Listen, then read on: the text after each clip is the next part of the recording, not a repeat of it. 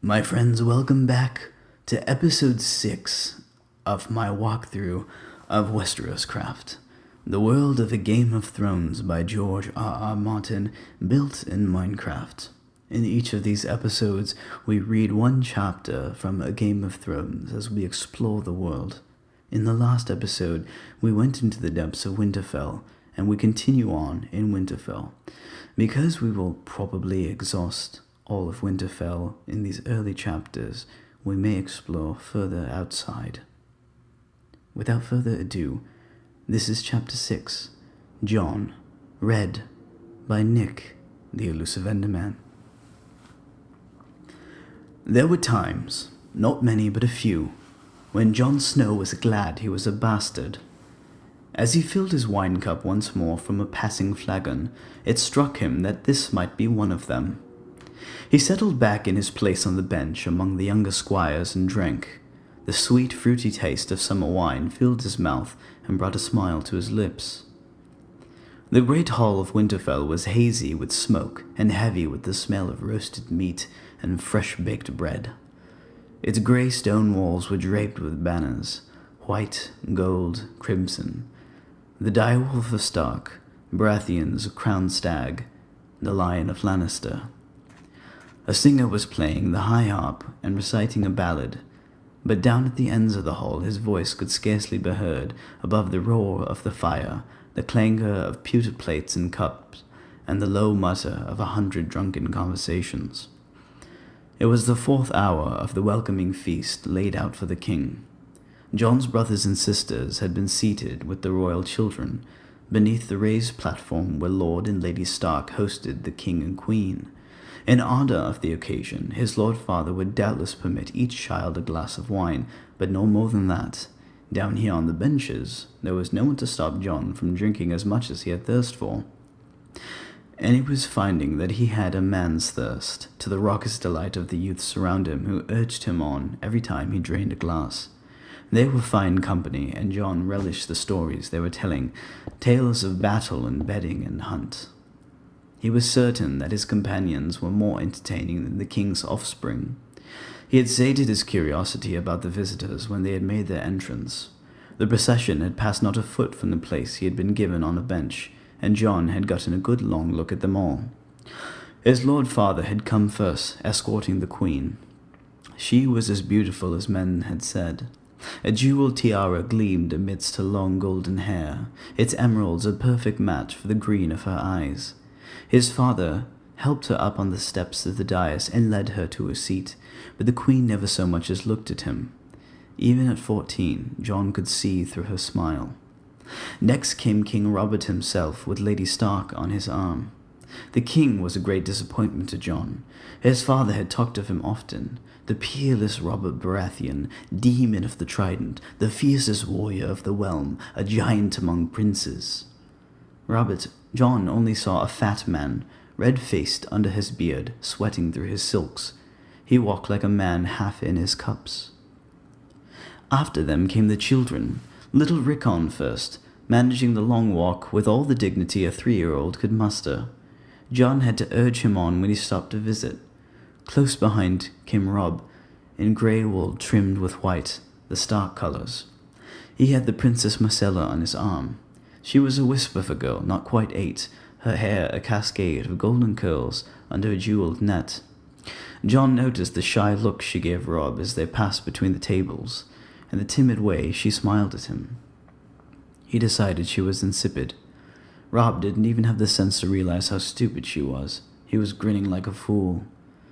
His half-sisters escorted the royal princes. Arya was paired with plump young Tommen, whose white blonde hair was longer than hers. Sansa, 2 years older, drew the crown prince, Joffrey Baratheon. He was 12, younger than Jon or Robb, but taller than either, to Jon's vast dismay. Prince Joffrey had his sister's hair and their mother's deep green eyes. A thick tangle of blonde curls dripped down past his golden choker and high velvet collar. Sansa looked radiant as she walked beside him, but Jon did not like Joffrey's pouty lips or the bored, disdainful way he looked at Winterfell's great hall. He was more interested in the pair that came behind him, The Queen's brothers, the Lannisters of Castle Rock, the Lion and the Imp. There was no mistaking which was which. Sir Jaime Lannister was twin to Queen Cersei, tall and golden, with flashing green eyes and a smile that cut like a knife. He wore crimson silk, high black boots, and black satin cloth. On the breast of his tunic, the lion of his house was embroidered in gold thread, roaring its defiance. They called him the Lion of Lannister to his face, and whispered Kingslayer behind his back. Jon found it hard to look away from him. This is what a king should look like, he thought to himself as the man passed. Then they saw the other one, waddling along half hidden by his brother's side. Tyrion Lannister, the youngest lord of Lord Tywin's brood, and by far the ugliest. All that the gods had given to Cersei and Jaime, they had denied Tyrion. He was a dwarf, half his brother's height, struggling to keep pace on his stunted legs. His head was too large for his body, with a brute's squashed-in face beneath a half-swollen shelf of brow. One green eye and one black peered out from under a lank fall of hair so blonde it seemed white. Jon watched him with fascination. At last the High Lords to enter were his uncle. The last of the High Lords to enter were his uncle, Benjen Stark of the Night's Watch, and his father's ward, young Theon Greyjoy. Benjen gave Jon a warm smile as he went by. Theon ignored him utterly, but there was nothing new in that.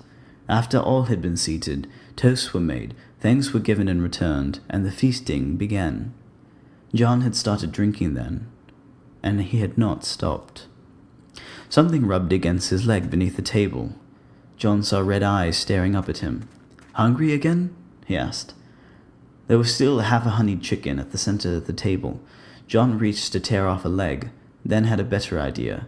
He knifed the bird whole and let the carcass slide to the floor beneath his legs. Ghost ripped it in savage silence. His brothers and sisters had not been permitted to bring their wolves to the banquet, but there were more curs than Jon could count at the end of the hall, and no one had said a word about his pup. He told himself he was fortunate in that, too. His eyes stung. Jon rubbed at them savagely, cursing the smoke. He swallowed another gulp of wine and watched this direwolf devour the chicken. Dogs moved between the tables, trailing after the serving girls. One of them, a black mongrel bitch with long yellow eyes, caught scent of the chicken. She stopped and edged under the bench to get a share. Jon watched the confrontation. The bitch growled low in her throat and moved closer. Ghost looked up, silent, and fixed the dog with these hot red eyes. The bitch snapped an angry challenge. She was 3 times the size of the direwolf pup. Ghost did not move. He stood over his prize and opened his mouth, baring his fangs. The bitch tensed, barked again, then thought better of this fight. She turned and slunk away, with one last defiant snap to save her pride. Ghost went back to his meal. Jon grinned and reached under the table to ruffle the shaggy white fur. The direwolf looked up at him, nipped gently at his hand, then went back to eating. "Is this one of the direwolves I've heard so much of?" a familiar voice asked close at hand.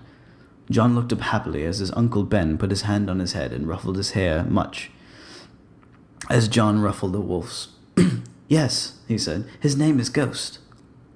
One of the squires interrupted the bawdy story he'd been telling to make room at the table for their lord's brother. Benjen Stark straddled the bench with long legs and took the wine cup out of Jon's hand. "Summer wine," he said after a taste. "Nothing so sweet. How many cups have you had, Jon?"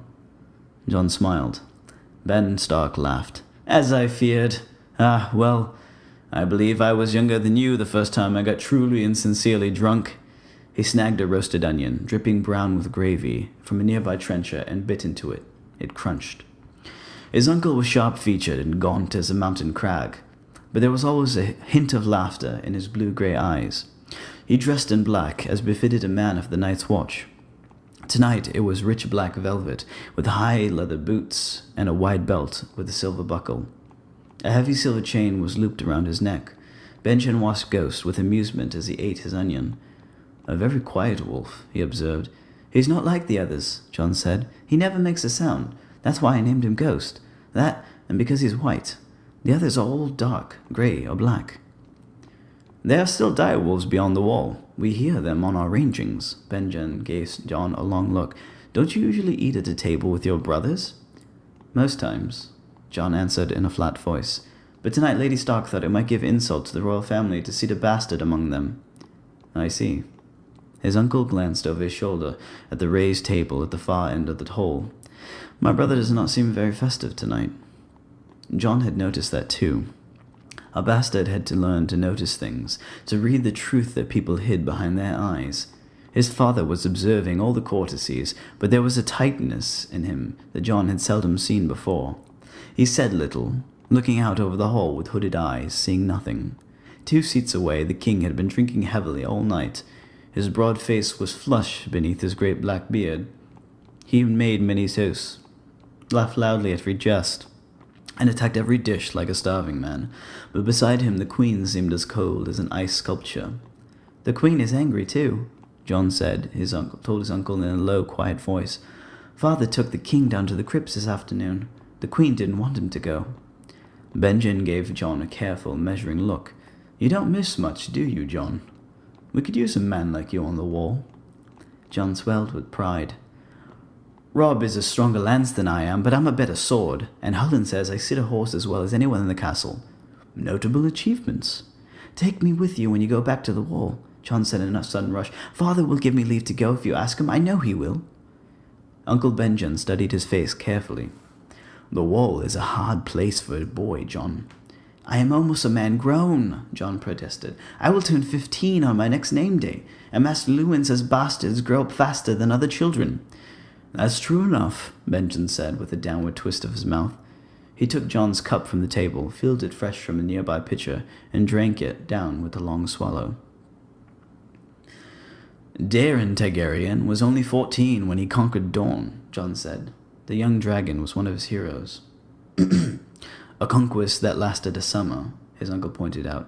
"Your boy king lost 10,000 men taking the place, and another 50 trying to hold it. Someone should have told him that war wasn't a game." He took another sip of the wine. "Also," he said, wiping his mouth, "Daeron Targaryen was only 18 when he died. Or have you forgotten about that part?" "I forget nothing," John boasted. The wine was making him bold. He tried to sit very straight, to make himself seem taller. "I want to serve in the Night's Watch, Uncle." He had thought on it long and hard, lying abed at night while his brothers slept around him. Robb would someday inherit Winterfell, would command great armies as Warden of the North. Bran and Rickon would be Robb's bannermen and rule Holdfats in his name. His sisters Arya and Sansa would marry the heirs of other great houses and go south as mistresses of castles of their own. But what place could a bastard hope to earn?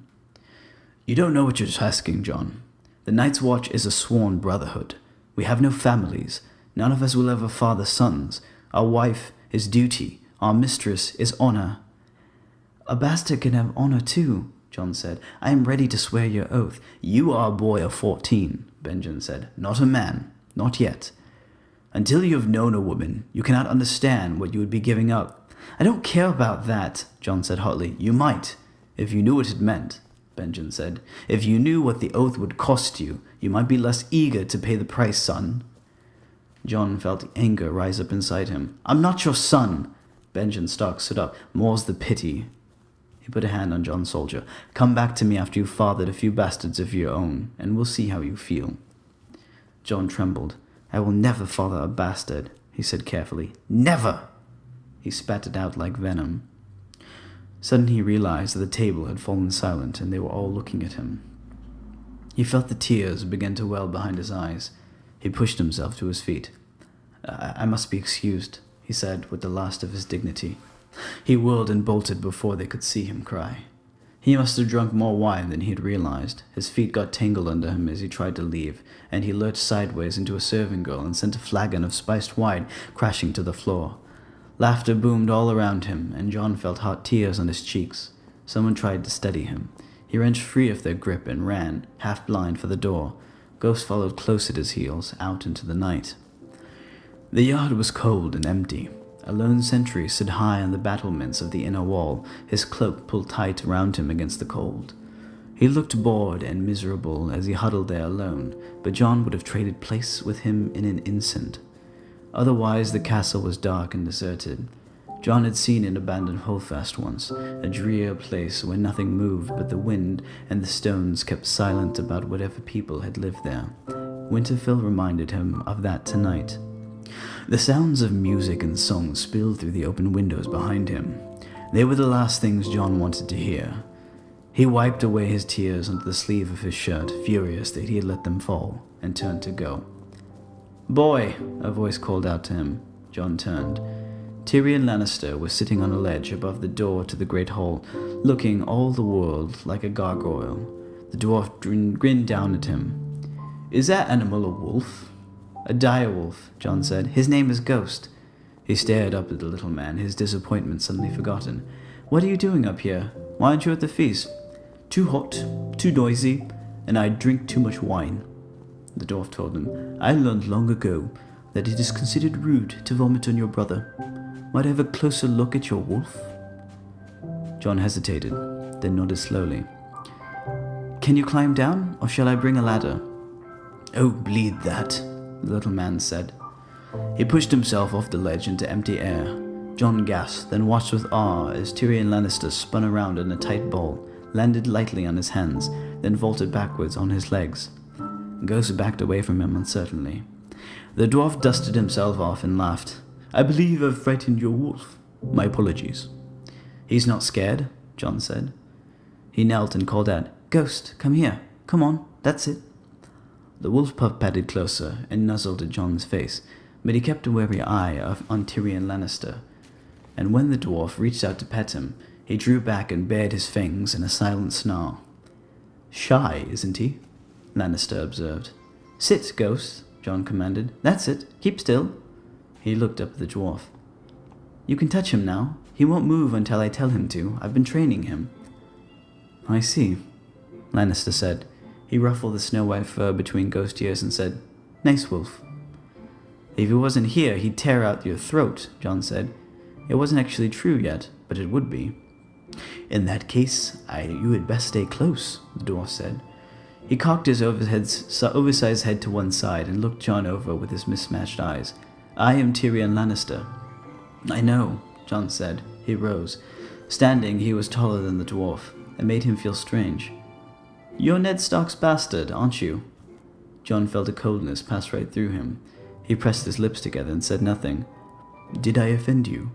Lannister said. "Sorry. Dwarfs don't have to be tactful. Generations of capering fools in motley have won me the right to dress badly and say any damn thing that I wish comes to my mind." He grinned. "You are the bastard, though." "Lord Eddard Stark is my father," John admitted stiffly. Lannister studied his face. "Yes, I see it." "You have more of the North in you than your brothers." "Half-brothers," John corrected. He was pleased by the dwarf's comment, but he tried not to let it show. "Let me give you some counsel, bastard," Lannister said. "Never forget you are what you are, for surely the world will not. Make it your strength, then it can never be your weakness. Armor yourself in it, and it will never be used to hurt you." John was in no mood for anyone's counsel. "What do you know about being a bastard? All dwarfs are bastards in their father's eyes. You are your mother's true-born son of Lannister." "Am I?" the dwarf replied, sardonic. "Do tell my lord father. My mother died birthing me, and he's never been sure." "I don't even know who my mother was," John said. "Some women, no doubt. Most of them are." He favored John with a rueful grin. "Remember this, boy. All dwarves may be bastards, yet not all bastards need be dwarfs." And with that, he turned and sauntered back to the feast, whistling a tune.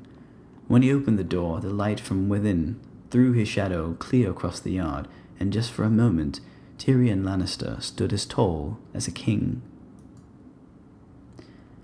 My friends, if you enjoyed this video, I would love it if you could leave a like rating. Of course, if you continue to enjoy this content, please subscribe, and if you'd like me to do something differently, please leave a comment below. Thank you for joining me. Goodbye.